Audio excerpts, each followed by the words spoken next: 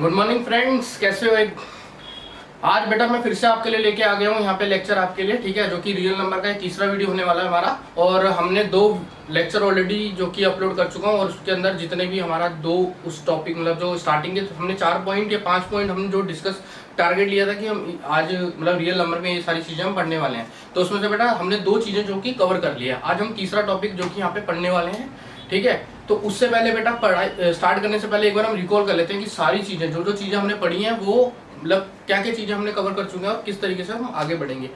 पहला बेटा हमारा था कि जो हमने कवर किया है वो हमारा था कि कंपोजिट नंबर क्या होता है, प्राइम नंबर क्या होता है, ठीक है। कंपोजिट नंबर वो नंबर होते हैं जिसको बेटा जो कि जिसके मोर देन 2 फैक्टर्स होते हैं, और प्राइम नंबर जिसके ओनली 2 फैक्टर्स होते हैं, ठीक है। ये हमने पढ़ा था। फिर उसी बेसिस पे बेटा हमने क्या पढ़ा था कि फंडामेंटल थ्योरम ऑफ अर्थमेटिक, कि जो फंडामेंटल थ्योरम ऑफ अर्थमेटिक है वो क्या बोलती है, वो पूरा एकदम डिटेल में समझा था। और फिर उसी बेसिस पे बेटा हमने यहाँ पे 2 एग्जाम्पल भी करे।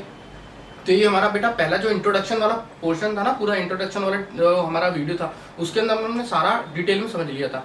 फिर उसके बाद हम आ गए थे अपने नेक्स्ट वीडियो में, जो उसमें हमने डिस्कस किया था कि हमारा जो एचसीएफ और एलसीएम को निकालना बेटा using a prime factorization method, ठीक है। जो हमारा प्राइम फैक्टराइजेशन मेथड है उससे हमने एलसीएम और एचसीएफ निकालना सीखा। उसके ऊपर मल्टीपल क्वेश्चन करे जो कि हमारे कुछ एनसीईआरटी से है, कुछ बेटा जो कि बोर्ड में आए हुए क्वेश्चन है जो कि एनसीईआरटी में भी नहीं है, ठीक है। तो वो चीज हमने समझी। हाँ तो बेटा हम समझेंगे। फिर हमने समझ लिया था कि रिलेशनशिप बिटवीन क्या होता है, ठीक है। इसको देखते हैं, ऐसे नोट करके लिख लेना यहाँ पे। फॉर एनी 2 पॉजिटिव इंटीजर्स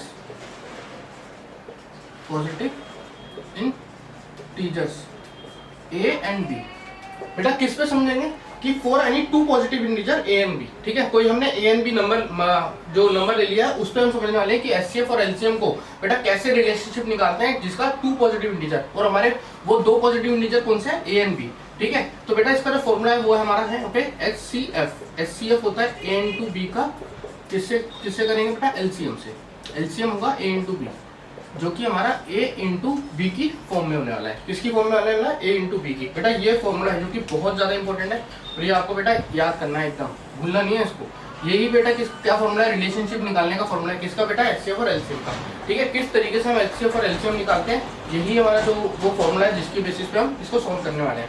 तो बेटा यहाँ पे देखो, हम यहाँ पे समझते हैं, एग्जाम्पल ले लेते हैं पहले फर्स्ट, कि हमने कोई 2 नंबर ले लिया, 8 और मान लो 12 ले लिया, ठीक है। 8 और 12 ले लिया, इसके बेसिस पे हम समझते हैं कि कैसे फाइंड करेंगे। 8 और 12 का बेटा हम क्या कर लेते हैं, फैक्टर कर लेते हैं। क्या कर लेते हैं, फैक्टर। अगर मान लो यहाँ पे 8 के फैक्टर करेंगे तो क्या आएगा, 2 इंटू 2, 12 का करेंगे तो बेटा 2 इंटू 3, ठीक है। तो बेटा यहाँ पे 8 के फैक्टर मिल गए, 12 के फैक्टर मिल गए, ठीक है। पता चल गया भाई कि हमारे को 8 के और 12 के फैक्टर आ गए। अब हमें यहाँ पे एचसीएफ निकालना है बेटा। इसका इन दोनों का जो एचसीएफ होगा वो सबको पता है, कॉमन फैक्टर की लीस्ट पावर तो बेटा कितना आएगा 4, और एलसीएम निकालेंगे तो बेटा क्या होगा, कॉमन फैक्टर की हाईएस्ट पावर तो बेटा कितना आएगा 24, ठीक है। तो ये क्लियर हो गया। तो बेटा एचसीएफ आ गया, तो हम क्या करेंगे, फॉर्मूला पुट करेंगे। तो एचसीएफ इंटू एलसीएम, तो बेटा एचसीएफ करा हमने 4 इंटू एलसीएम, एलसीएम कितना बेटा हमारा 24। फिर ए और बी, बेटा ये हमारा ए वैल्यू है, ये हमारा बी वैल्यू है, कितना होगा 8 इंटू 12, ठीक है। 8 इंटू 12, तो बेटा यहाँ पे देखो 8 इंटू 12 को इंटू करने पे क्या मिल रहा है हमें 96, और यहाँ पे 24 को 4 से इंटू करने पे क्या मिल रहा है 96। तो बेटा क्या समझ में आया कि दोनों ही साइड से बेटा क्या आ रहे हैं, इक्वल आ रहे हैं। तो यानी कि हमें क्लियर हो गया कि जो हम रिलेशनशिप फाइंड कर रहे हैं एचसीएफ और एलसीएम का फॉर 2 पॉजिटिव इंटीजर के साथ, तो बेटा कैसे फाइंड करेंगे, पहले हमें 2 नंबर अगर गिवन है तो पहले हम उसका बेटा फैक्टर करके क्या करेंगे, एचसीएफ और एलसीएम निकालेंगे। फिर उसको कंपेयर करेंगे बेटा, आरएचएस साइड और एलएचएस साइड दोनों ही हमारी इक्वल होगी, तो यानी कि हम प्रूव कर पा रहे हैं कि जो हमारा एचसीएफ और एलसीएम का रिलेशनशिप आ रहा है यानी 2 पॉजिटिव इंटीजर्स के साथ, वो एकदम करेक्ट है, ठीक है। क्लियर हुआ ये पॉइंट एकदम।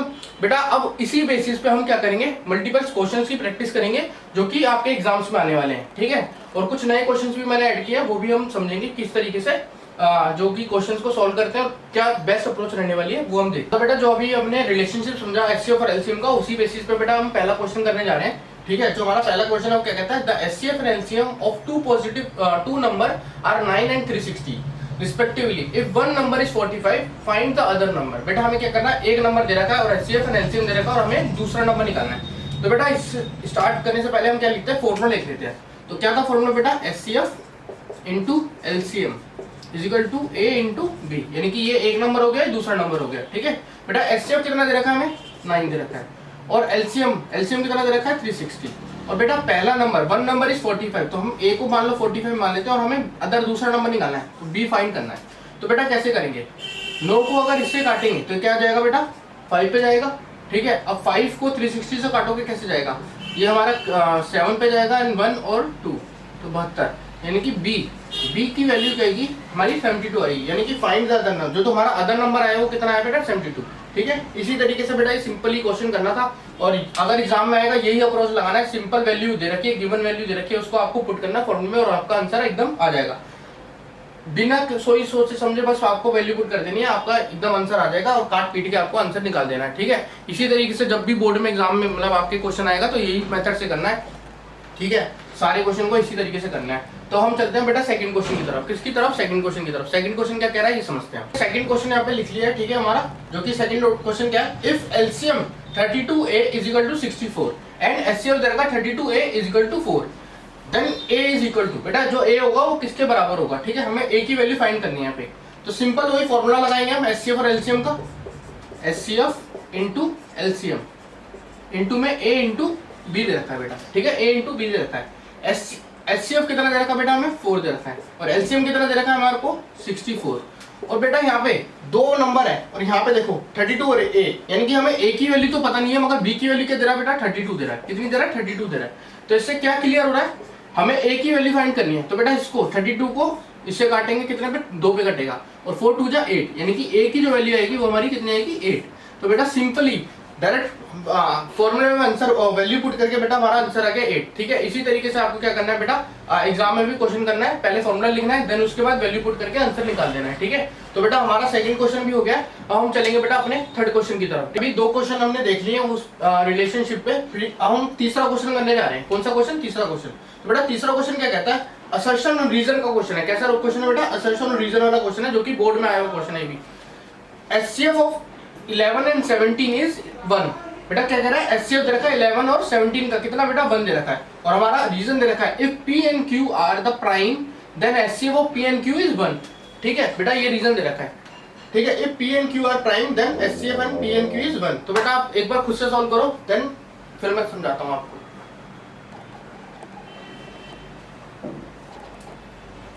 कर लिया, क्या है आंसर, चलो यहाँ देखते हैं बेटा क्या है, ठीक है। हमें क्या करना है बेटा हमें बताना है, 4 ऑप्शन हमें दिए गए होंगे, मैंने पहले भी क्वेश्चन में बताया, असर्शन रीजन वाले में ए बी सी डी ऐसे 4 दे रखे होते हैं, मैं यहाँ पे लिख देता हूँ ए बी सी डी। तो बेटा पहला होगा कि असर्शन और रीजन आर करेक्ट, और correct assertion is a correct explanation of reason. फिर दूसरा होगा असर्शन और reason are correct but reason is a correct explanation of assertion. और तीसरा होगा assertion is right and reason is wrong. चौथा होगा assertion is wrong and reason is right. तो ये 4 ऑप्शन आते हैं हमारे यहाँ पे, ठीक है। अब हमें यहाँ पे कौन सा पुट करना है, ये क्या आंसर होगा ये हम समझते हैं। बेटा देखो एचसीएफ निकालना है किसका बेटा, 11 एंड 17 का। तो यानी कि 11 और 17 को हमने यहाँ ले लिए, 2 नंबर ले लिए, ठीक है। अब बेटा इसके फैक्टर करो, एक होगा 1 और एक होगा बेटा 11, और इसके करोगे तो बेटा एक होगा 1 और एक होगा हमारा 17। तो यानी कि हाईएस्ट मतलब हमें क्या फाइंड करना है कि बेटा हाईएस्ट कॉमन फैक्टर देखना है, ठीक है। हाईएस्ट कॉमन फैक्टर यानी कि एचसीएफ, यानी कि कॉमन फैक्टर की लीस्ट पावर, कॉमन फैक्टर की लीस्ट पावर, यानी कि एचसीएफ क्या होगा इसका बेटा यहाँ पे 1 ही होगा, क्योंकि दोनों तरफ बेटा 1 जो है कॉमन है, यानी कि हाईएस्ट कॉमन फैक्टर जो आएगा 1 आएगा। यानी कि ये प्रूफ हो रहा है कि एचसीएफ ऑफ 11 एंड 17 इज 1, क्योंकि हमारा करेक्ट है। क्या है बेटा, करेक्ट है। अब हम बात करेंगे यहाँ पे रीजन की। रीजन क्या कहता है, if P and Q are prime, यानी कि पी और क्यू कैसे होने चाहिए बेटा, प्राइम नंबर, यानी कि 11 और 17 कैसे है, प्राइम नंबर ही है। तो बेटा प्राइम नंबर का कभी भी आप फैक्टराइजेशन करते हो और उसके बाद जो उसका एचसीएफ निकालोगे वो हमारा ऑलवेज कैसा आएगा, 1 आएगा। कैसे बेटा, ऑलवेज, ऑलवेज कैसे आने वाला है बेटा, 1 आने वाला है। किसी भी प्राइम नंबर का अगर एचसीएफ निकालोगे तो बेटा वो हमेशा आपको कैसा मिलेगा, 1 मिलने वाला है। कैसा मिलने वाला है, 1 मिलने वाला है। इसीलिए ये प्रूफ होता है कि जो हमारा रीजन असर्शन है वो भी बेटा हमारा राइट है, और जो हमारा रीजन है वो भी हमारा कैसा है, राइट है। तो यानी कि और रीजन जो है बेटा क्या है, करेक्ट एक्सप्लेनेशन है किसकी बेटा, हमारी असर्शन की। यानी कि कौन सा ऑप्शन फिट हो रहा है बेटा, सेकंड वाला, कि assertion and reason both are right and reason is a correct explanation of assertion. तो बेटा हमारा बी जो ऑप्शन जो होगा वो एकदम सही होने वाला है। कैसा होने वाला है, एकदम सही होने वाला है, ठीक है। क्लियर हुआ कि एक बार मैं फिर भी लिख देता हूं कि assertion and reason both are correct, ठीक है, और reason is a correct explanation of assertion, ठीक है, क्लियर हुआ ये वाला, ठीक है। अब हम बेटा चलते हैं चौथे क्वेश्चन की तरफ। अपने यहाँ पे 3 क्वेश्चन अपने हमने डिस्कस कर लिए और ये हमारा चौथा क्वेश्चन है, ठीक है।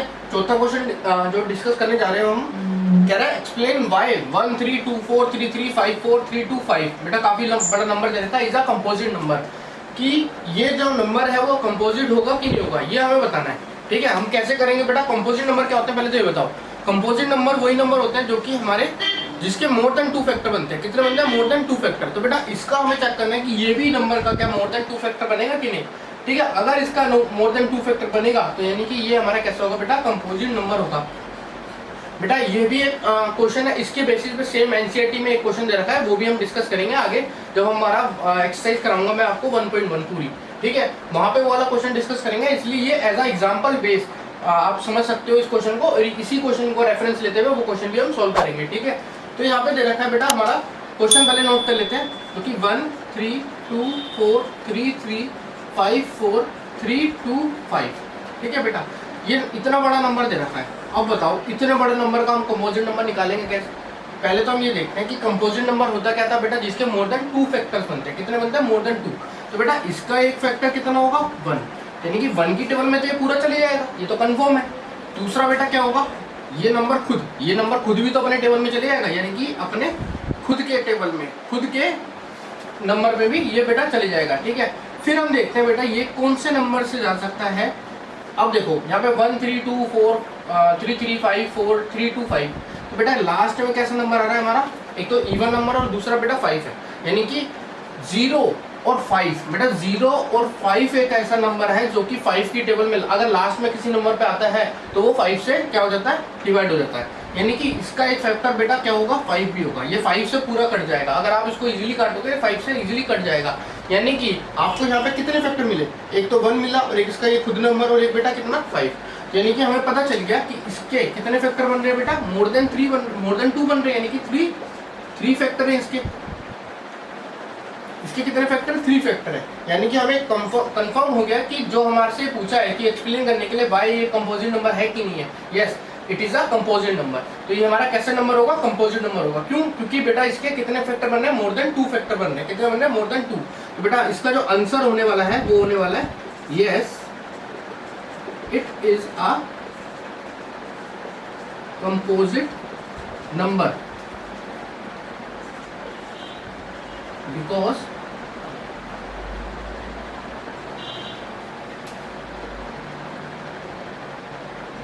because it is more than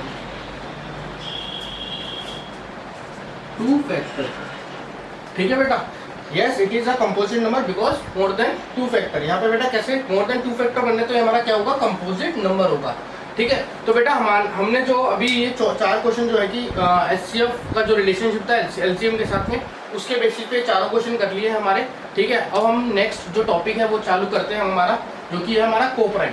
बेटा कोप्राइम के बाद हम कोप्राइम डिस्कस करने के बाद पूरा, फिर हम उसके बाद चालू कराएंगे आपका जो कि एक्सरसाइज 1.1। फिर हम पूरे जितने भी क्वेश्चन एनसीईआरटी के अंदर दे रखे हैं वो सारे एकदम डिटेल में डिस्कस करने वाले हैं, तो बिल्कुल भी मिस नहीं करना बेटा, स्टार्टिंग से लेकर एंड तक पूरा एकदम वीडियो को देखना है और पूरा एकदम डिटेल में नोट्स बनाते हुए चलना है सारी चीज़ों को।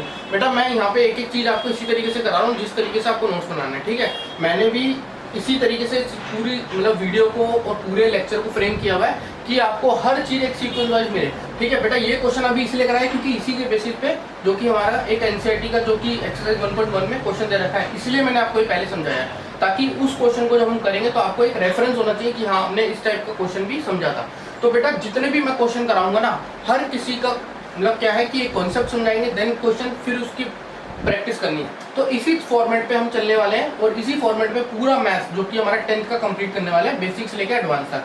तो बेटा यहाँ पे जितनी भी चीज़ें हमने आज डिस्कस करी इस लेक्चर में, ठीक है, तो ये हमारा क्या था, रिलेशनशिप समझ रहे थे हम एचसीएफ एलसीएफ पे, उस पर हमने कुछ क्वेश्चन करे।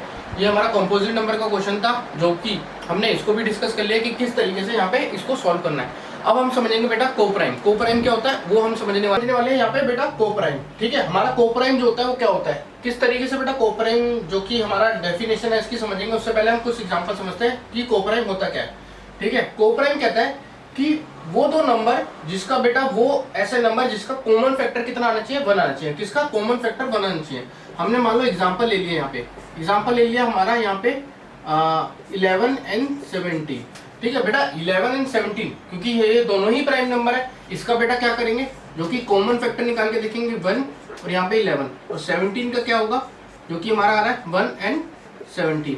तो बेटा दोनों का ही कॉमन फैक्टर कितना आ रहा है, कॉमन फैक्टर दोनों के ही कॉमन फैक्टर कितने आ रहे हैं बेटा, 1 आ रहा है। कितना आ रहा है, 1 आ रहा है। ठीक है क्लियर हो रहा है ना, दोनों के ही कॉमन फैक्टर कितने आ रहे हैं, 1 आ रहे हैं। बेटा एक एग्जांपल ये ले लिया, अब हम एक एग्जांपल यहाँ पे मान लो ये ले लेते हैं, यहाँ ले लेते हैं एक एग्जांपल, दूसरा एग्जांपल। तो बेटा दूसरा एग्जांपल लिए हमने 4 एंड 9। कितना लिया, 4 एंड 9।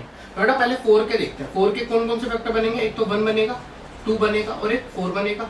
ठीक है 9 का देखेंगे तो बेटा एक 9 का 1 बनेगा, 3 बनेगा और 9 बनेगा।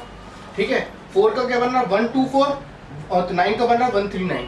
तो बेटा यहाँ पे भी हमारा जो कॉमन फैक्टर आ रहा है ना वो कैसे आने वाला है, कॉमन फैक्टर हमारा जो कि मिल रहा है हमें वो कौन सा मिल रहा है, कॉमन फैक्टर। यहाँ पे भी